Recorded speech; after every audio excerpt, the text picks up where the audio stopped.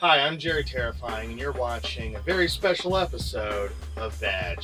Today, we're going to be catching up with some of the video games I have acquired in my absence from YouTube. A lot of you who listen to the podcast or keep up with the Facebook page, you know that back in November, late November, um, my PC shitted out on me. And ultimately, what I decided to do, actually, this was about um, 3 or 4 days before I was going to purchase my new camera, which I've been saving my pennies for a Canon T5i. I'm still using my cell phone right now because I just dropped about $1,000 on a new build. But what the plan was, I was going to buy the Canon T5i and really step up the quality of my program. And a few days before that, the power supply on my PC shitted out on me. It literally shot lightning, and it was quite spectacular. And I will revive that PC. I'll figure out which components are fried. But what I decided to do was save up a little bit and get a new build, because I was eventually going to upgrade everything in that PC after I bought the camera. So I sort of just changed my plans a little bit, and I took a lot of that buffer time to work on stuff for the show, that pre-production stuff, playing through the games I want to talk about for the season, for the entire season.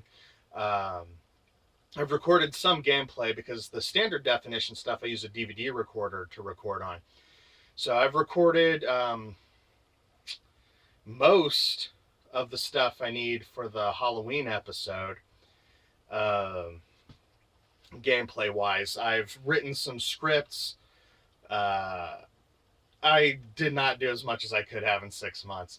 But it took me a while to save that money up because Christmas, holiday stuff, then you got Valentine's, and then you got this and that, and you go on dates, and money has a way of easy come, easy go. So I got my new PC today, and I've just been champing at the bit to get a new YouTube video up. And you may notice that, shit, here I am. I usually don't appear on screen. For the show, I'm going to be on screen. I am also going to be working on building a little bit of a studio area, and that's where the old PC is going to end up. Once I get it revived, I want to have that at the studio location for working over there, and possibly a sideshow or a companion show for Mondo Cool TV that I don't really want to get too much into. But because of the long interim that the last video is right when I got Bayonetta 2. I was like, you know what, I'm going to start putting a little more effort into my Vag videos and put a little gameplay up in this corner. And days later, poof, it went away. But I got my new PC, and once I get my tax check, I should have enough money to pull the trigger on the Canon T5i, and I'll be able to really start working on a lot of the other stuff I hadn't been able to work on with the show until I got the camera, which is going to be the live host segments, which will involve some green screen, or probably a lot of green screen, and the on location portion of the show, where I go out and about in the world and look at things. A lot of stuff I want to look at is Dayton stuff. Like there's this really badass taco truck on East 3rd Street that best damn tacos I've ever had. But so that's pretty much where I've been for those of you who only check out the YouTubes. That's been what's up. I could have uploaded a video, but I wouldn't be able to do any editing at all, really. My girlfriend's laptop, which she generously let me borrow, can't run Vegas 13, the version of Vegas I've been using. So I was just like, yeah, fuck it. I've barely kept up the podcast. But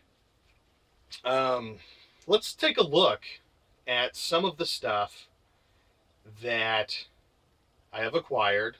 Let's look at some videos of acquired games. This first one is a present for my girlfriend. I'm really excited about it. So let's take a look at it. This is a Sharp Twin Famicom. Now, if you're looking at the Famicom market, regular Famicom's going to cost you, after shipping, about $120. And that's a lot for something that only has RF out and looks like a shitty little toy. And, you know, what if someday I want to upgrade to the Famicom disk system? Well, if the price difference between an AV Famicom and this sexy motherfucker right here is negligible, and it's got the disk system built in, plus it has your composite out and a mono out, if you give a shit about sound stuff. So, got this sexy machine for Christmas. But not only that, I got a shitload of Famicom games. This actually may have been for my birthday. This is Bio Miracle, I forget. It's a Konami game you play as a baby. The Famicom disk system's actually not working. It gives me an error, but the particular error that I'm getting means it probably just needs to be aligned. I think the seller put in a new belt. The belts in the Famicom disk drives. The rubber lasts about 10 years, and it's like a 25-30-year-old machine. So this should work. The disk drive should work. It just needs to be readjusted. So I'm gonna have to crank into that. Shit.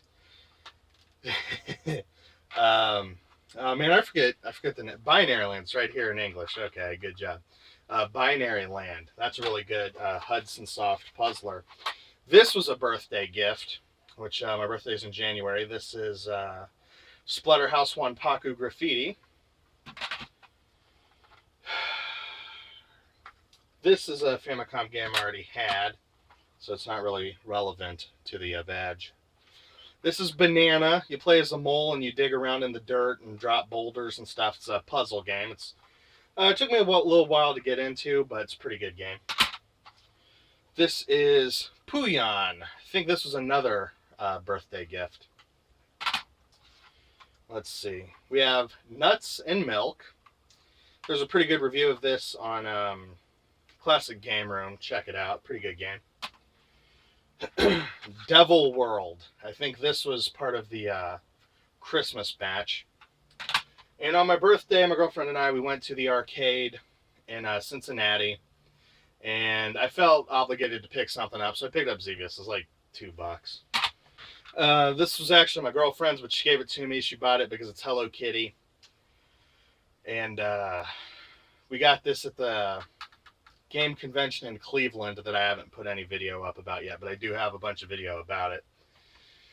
So there's another Famicom game that I have, but I'll be talking about that in a moment. So let me put these up and we'll grab the next item off the veg catch-up list. All right, now this one is a Christmas gift, PlayStation TV. This thing, in theory, could be awesome if Sony supported it, but they're not, so it kind of sucks. I got this to keep at my girlfriend's house because it's teensy, and I can keep it in our bedroom where enemies of Jerry Terrifying cannot get their fingers on it. And I hadn't done enough research on this thing. I just talked about it casually with my girlfriend that, yeah, someday I'd like to get this. So she surprised me with it on Christmas. And there seems to be no rhyme or reason to what PlayStation 1 classic download games work on this thing. Metal Gear Solid, downloaded it, play it on my PSP all the time, love it. No go on this. I mainly wanted this to play Metal Gear at her house. Metal Gear Solid HD collection for the Vita. Wanted to play it on this thing too. But guess what? Because it's an early Vita game, it supports the touchscreen and the rear touchpad. And it won't work on this. So most of the games I wanted this thing for don't work. I have been playing through Wild Arms over there on it, here and there.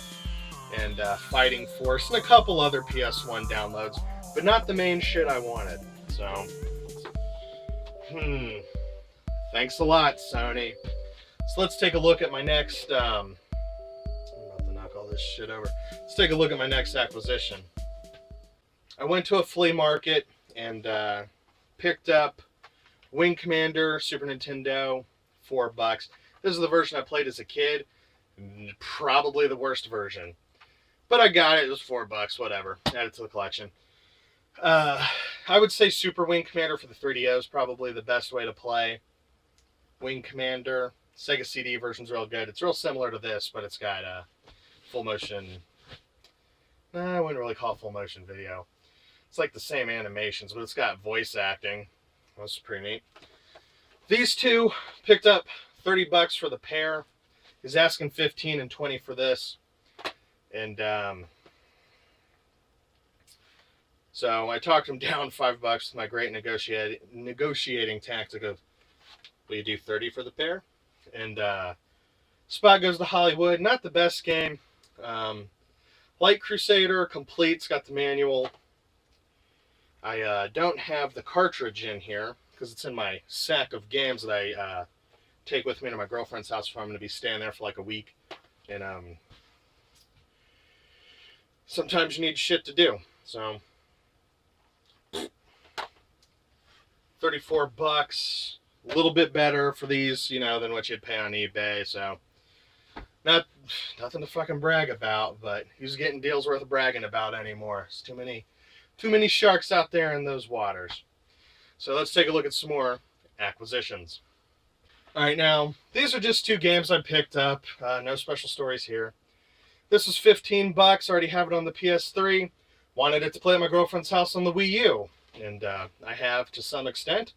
Pretty fun game. I don't mind playing through it twice because it's a pretty fun game. Global Defense. This is one of my more highly sought after Master System games. If I was more on the ball right here in this area, I'd have some Global Defense gameplay going. But it's kind of a pain recording gameplay off of a DVD-R, and I wait till the footage is filled and before I start ripping shit off the discs. Blah, blah, blah. $4, complete, manual. You play a little defense satellite. You hold a button to move the satellite, and then when you let go of the main button, you move an aiming reticule. You shoot, and it creates an explosion. Then anything that hits the blast zone is destroyed. It's kind of like Missile Command, I think, for the Atari or arcade or wherever the hell you play Missile Command. If that's even the game, I don't know. In the first recording of this video, I couldn't think of it at all. I think it's Missile Command. It's kind of similar to that, but you got to hold a button, move the satellite, let go of the button, then you move the reticule. Takes a minute to get used to, but I actually played really far into this.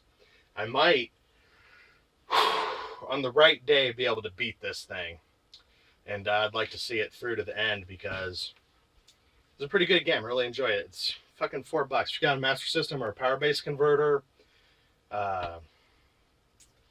Mega EverDrive or something, it's worth it. It's a good game.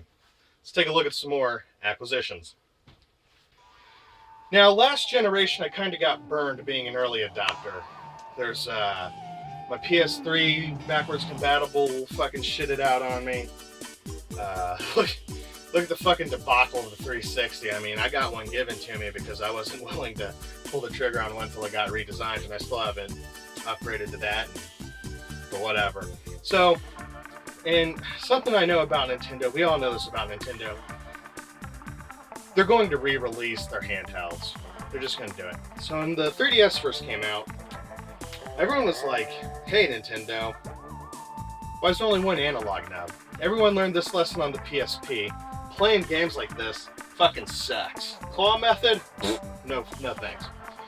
So I decided to wait until Nintendo released the good version of the 3DS with the little camera nipple over here.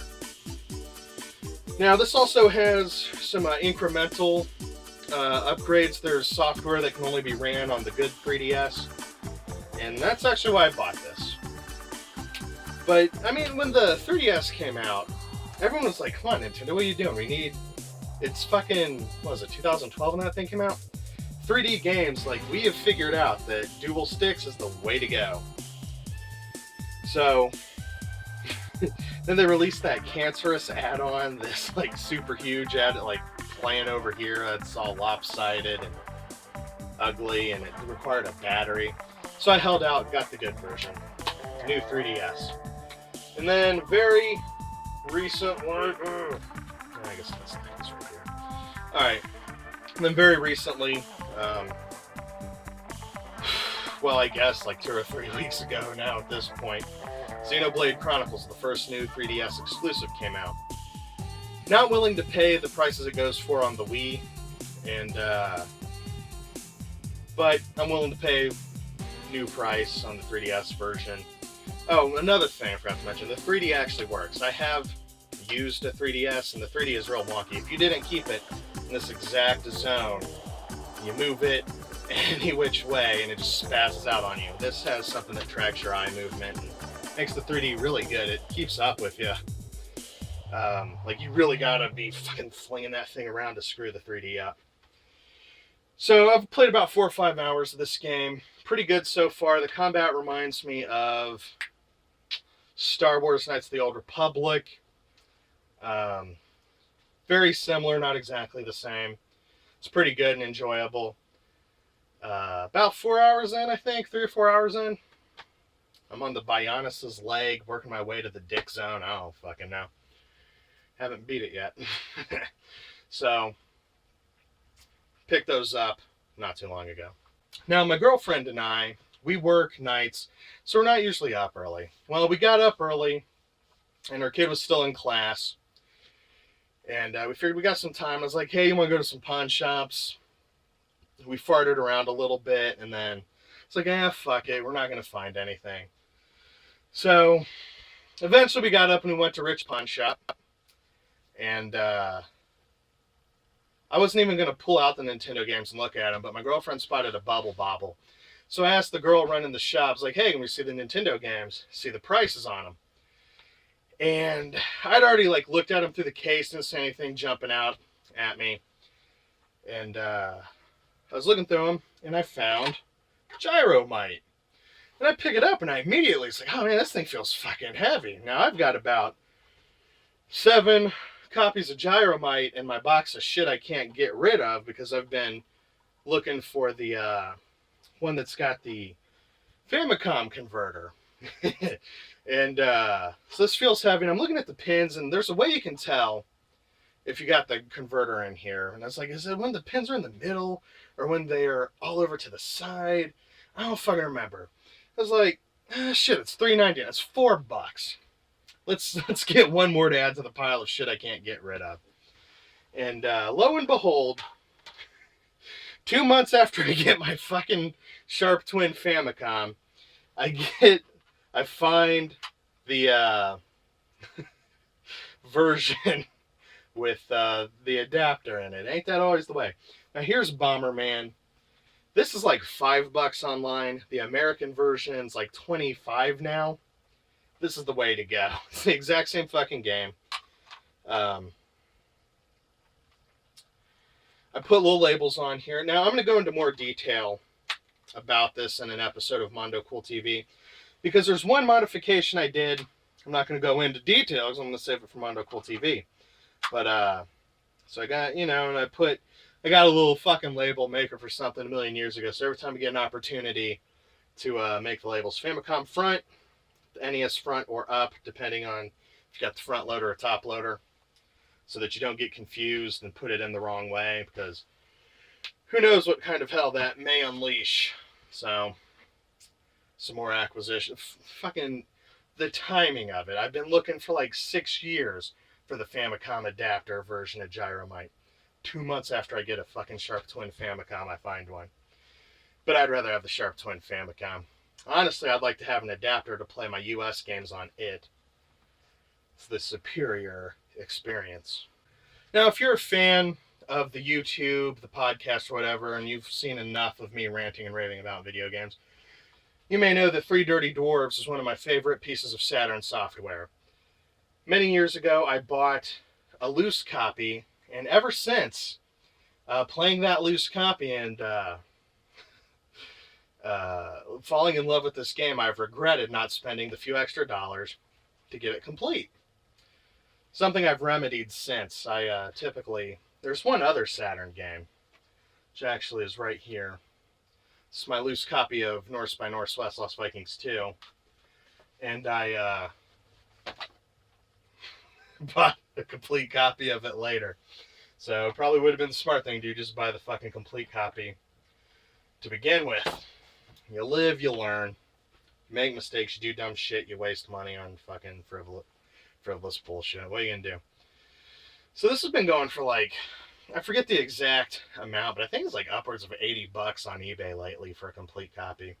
So I checked Amazon, and for significantly less, I'm not going to admit how much I paid for this complete copy just to get the fucking manual and case. But I was like, fuck it. I want it. I've got the money. Let's make some stupid impulse purchases. So, got my complete copy of 3 Dirty Dwarfs, finally. Let's take a look at my last 2 acquisitions. Game store near my girlfriend's house, looking in it. Softwire, $3.99. This is a puzzle shoot-'em-up game. You fly a little spaceship that goes left and right. You can select which ship you want out of a selection of, I think, like 5 or 6. You shoot little blocks, and you try to make rectangles, basically, by filling them in and completing them. Now, the more puzzle pieces you incorporate into your rectangle, the more points and multipliers you get. It's a pretty simple game. This is perfect to play at my job. I can play games in between calls, and I do at great length. And I get paid very little, but when you're getting paid very little to do the shit you'd be doing for free, ain't half bad. Quarth, check it out. Heard about it on the podcast, saw it in the wild. Well, I guess I saw it in captivity. Okay, lock it in. That's some new Mondo cool vernacular. When you pick shit up in a game store, you're picking it up in captivity. That's probably fucking stupid. Let me know what you think in the comments. Please like, subscribe, and rate. Last thing I picked up, Bomberman 94. Been watching this for years. I've had a lot of fun playing the emulated version of this with my real-life friends. Not many of them are into video games, but goddamn, they'll throw down on some Bomberman 94 and they'll fucking love it. Had some real great memories made by playing this on the emulated version. So I've been watching it. For a while it was going upwards to like $20, $25. This was like $15 dues shipped from Japan. So pulled the trigger on it, and glad to have it on my shelf of shit. So that's the Vag catch-up. Let me know what you think of the games that you have seen today. Let me know what you think about the new thing where I'm like being a guy in front of a camera like a regular human being, instead of just seeing my meaty forearms and manipulating video games up close. In future episodes, I may feature gameplay up here, but there's like 30 fucking things. And I just got my new PC today, so I really wanted to record something, edit it, get it on the YouTube. It's been about 6 months since I've done shit on YouTube. So, let me know what you think. What do you think about any of the games featured? What do you think about this shit? Because you're going to be seeing a lot more of it if you stick around this channel. Because I'm trying to get used to being on screen for Mondo Cool TV. Because I just don't see hosting a television show as a beefy forearm. So let me know what you think. And thanks for checking it out. Hopefully there'll be a lot more YouTube in the coming days.